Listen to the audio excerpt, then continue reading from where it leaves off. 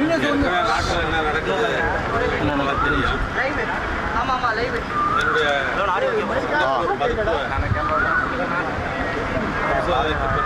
இன்றைக்கு விமான நிலையத்திலே சொன்னேன், காவல்துறை அழைக்கிற பொழுது கட்டாயம் செல்வது சொன்னேன்.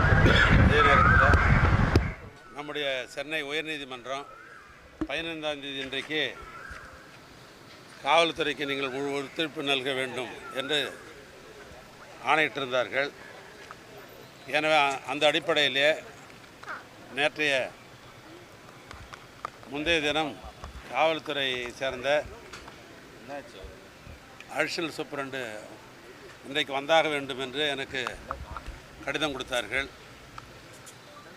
எனவே இன்றைக்கு காலையில்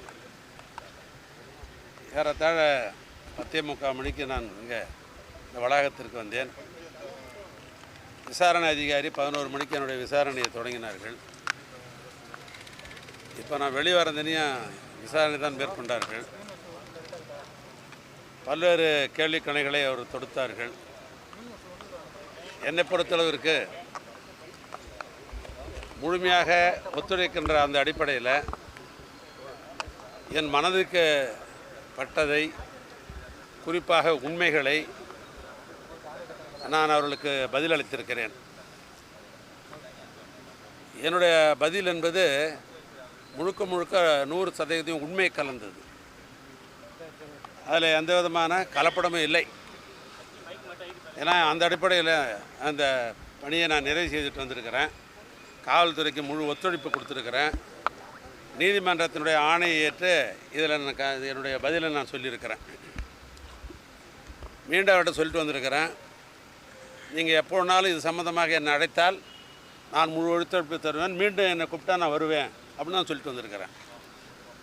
மீண்டும் சொல்லுகிறேன், எனக்கு மடியில் கனம் இல்லை, வழியில் பயம் இல்லைன்ற ஒரு பழமொழி உண்டு. இல்லை, நான் எந்தவித குற்றமும் செய்யாதவன்.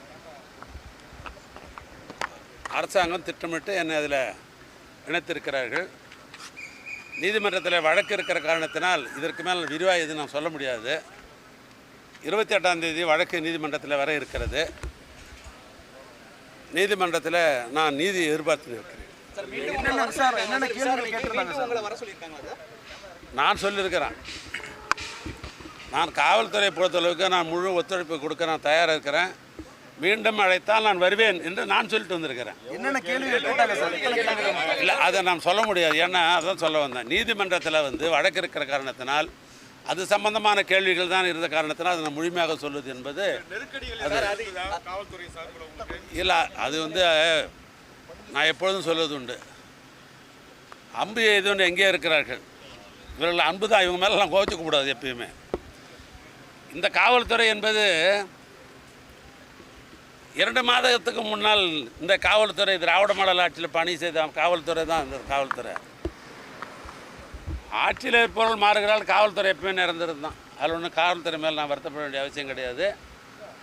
ஆனால் அவங்க முறைப்படி விசாரணை செய்தார்கள். நான் முறைப்படி நான் முடிவு சொல்லியிருக்கிறேன்.